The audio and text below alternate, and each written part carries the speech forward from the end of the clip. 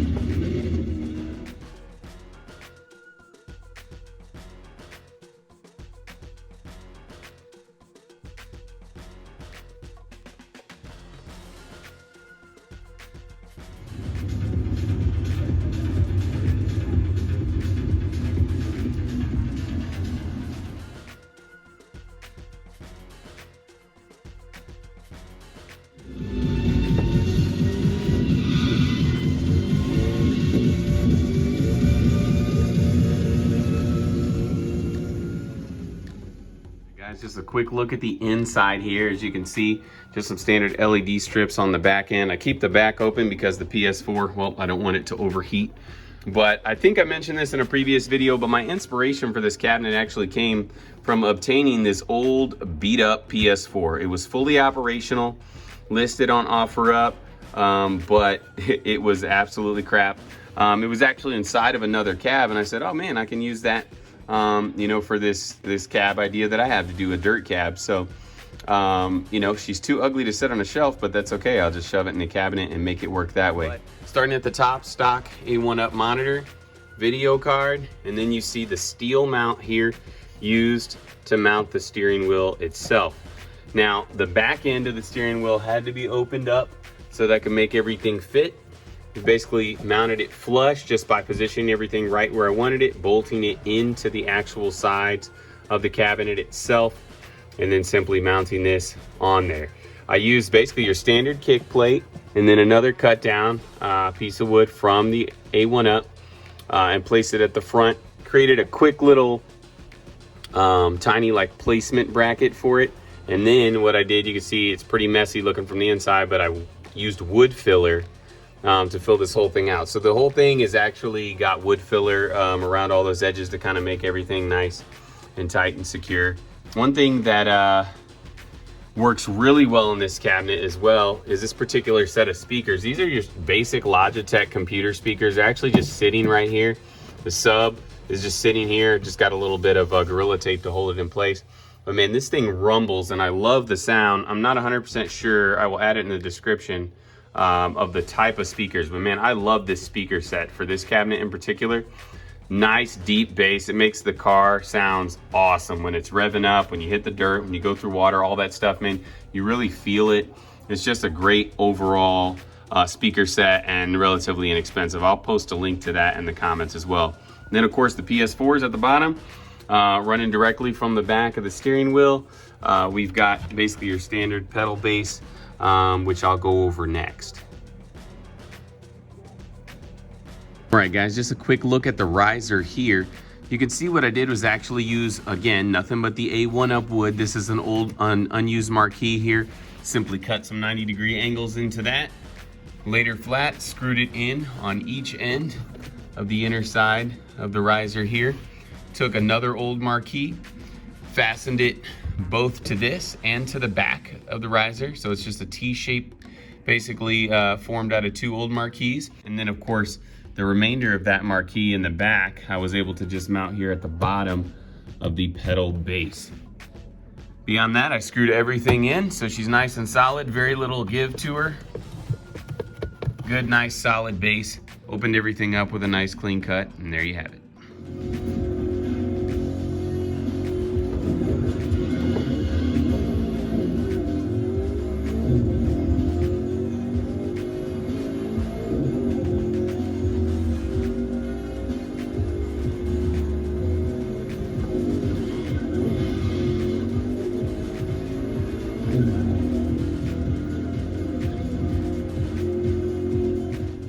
All right, and as promised, I'm going to tell you my top 3 PS4 racing games.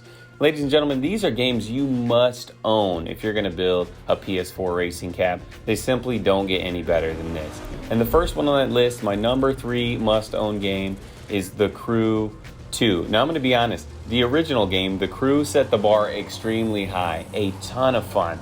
Everything about the way that this game is set up is just an absolute thrill ride from beginning to end. The Crew 2 sets itself apart in 2 ways. Of course, you have the varying options for vehicles. You can be in boats, you could be in planes, you can be in cars. This is too fun. In addition, you could be in motocross. You can really do it all, and you will certainly have your preferences. For instance, I'm not actually the biggest fan of flying planes, but it's a ton of fun. And beyond that, this, unlike the very first Crew, is not a game you have to play linear. Unlike the first Crew, this is not a game you have to play linearly. You can literally pick the challenges, pick the vehicles, pick the types of races and challenges that you want to participate in. This is an absolutely superbly fun game, The Crew 2. My number 2 game on this list is V-Rally 4. What an insanely fun game. If it comes down to just pure driving, it doesn't get any better than V-Rally 4. It's almost as if the Thrustmaster steering wheel and pedal combination was calibrated on this game. It literally fits like a glove. There's no better driving experience, whether you're off-road, on-road, rally style. You might even be in an Indy car. I'm telling you, it is a blast. Like, it's just something about the way that it handles. It's so much fun and so little learning. It's just instant entertainment. You're going to have a blast playing it right from the jump. The challenges are awesome. The terrain is fantastic, and the response and the handling with the steering wheel is just second to none. I don't believe there's going to be a better overall fit from gameplay for the steering wheel than this game right here. V-Rally 4 is where it's at. I certainly encourage you to check out the other V-Rallies as well, but V-Rally 4 is the best of the best.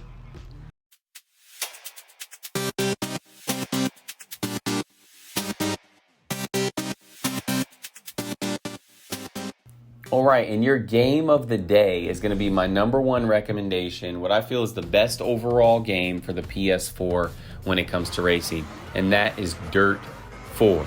Ladies and gentlemen, there's a reason this cabinet is designed in Dirt 4 artwork. It was created with dirt in mind. This is the game I knew I wanted to play on it when I first came across that busted PS4. The fact of the matter is, this game is top notch. It far outweighs all of its counterparts.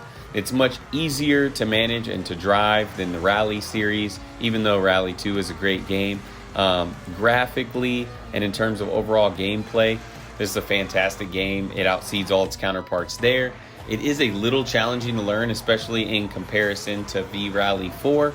However, what it lacks there, it makes up for in the fact that it's actually fun to learn to drive. Like, the terrain makes a difference in this. This forces an incredible response in the steering wheel. It has superb sound, superb graphics. You're really going to benefit from the subwoofer on a game like this one. And you can create your own tracks and do so insanely easily. Just a great game all the way around. There really is not a better racing game for the PlayStation 4. So again, these are my must-own games for the PlayStation 4.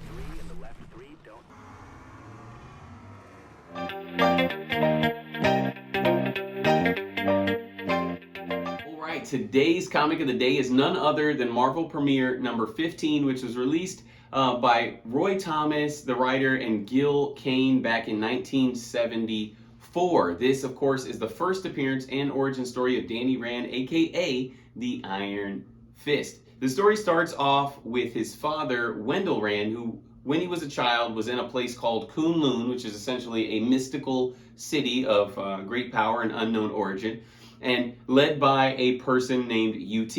UT takes Wendell in and adopts him, raises him, helps him become super rich, and he ultimately moves to the United States, where he just balls out and makes it rain everywhere he goes. But as he becomes an adult, he has a child by the name of Danny, who, when he's about 8 years old, goes on a journey with his father and his mother to try and find this magical, mystical place called Kunlun. But it happens to be at the top of Mount Everest. So, of course, Pending sudden death, you might find it. But of course, chances are when you're taking an 8-year-old up Mount Everest, you're probably not going to make it too far. And with that being said, Danny slips there in Everest in such a way that it causes all three of them to plummet. Him and his mother happen to land safely. However, his father is hanging on for dear life when his very own personal assistant, employee, and friend by the name of Meacham, who is also secretly in love with his wife, decides, well, I'll have a better shot at your wife if I kill you, and kicks him off of the edge of Mount Everest. And there you have it. Now it's just Danny and his mother who see Meacham do this and are trying to avoid him for dear life. They essentially get trapped by a pack of wolves who then kills Danny's mother. And there are these archers that try to save them, but they're not able to.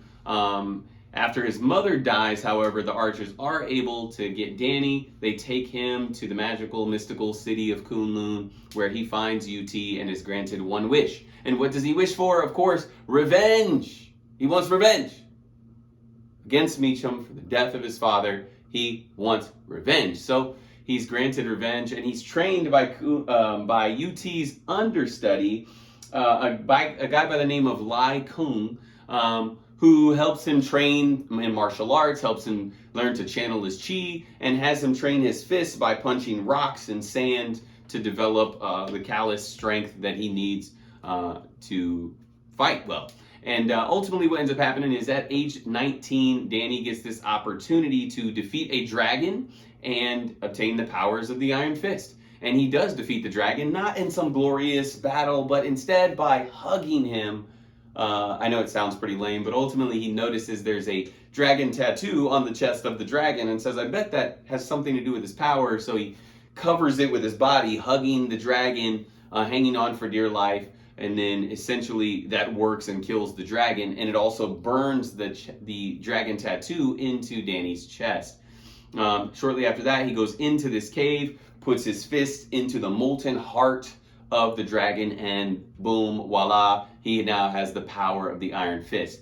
Iron Fist power is no joke. It's pretty cool, really underrated. I think a lot of people think this man just has really strong fists, essentially, but what his power is ultimately is that he channels chi, and this pretty much perpetuates everything he does at a supernatural level. I'm talking super strength, super speed, super cognition, super healing. I'm talking energy absorption. The list goes on. And this makes Danny Rand, aka Iron Fist, one of the most dangerous heroes you'll find. But nonetheless, that is basically the origin of Iron Fist. And his first appearance, it's debuted right here in Marvel Premiere 15. Thanks again for tuning in, guys. Don't forget to hit that like button. If you haven't yet, be sure to subscribe as well. And as always, I encourage you to share this video with your friends and on your social media pages. Please, please, please leave me a comment if you have any questions, need tips in building your own cabinet, or you know of a game that should have been included on my top games list and it wasn't. I'd love to get that feedback, and I will see you soon.